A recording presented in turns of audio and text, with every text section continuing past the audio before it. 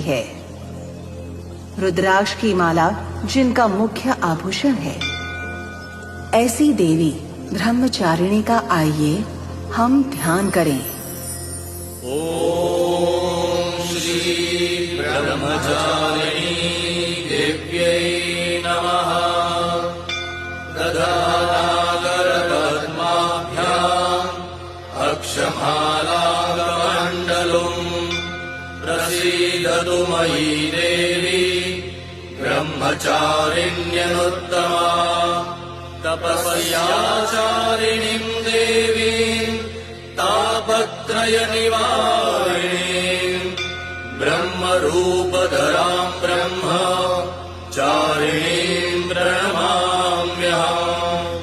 षट्चक्रभेदनीम् शुद्धाम् नवैश्वर्यप्रदायिनीम्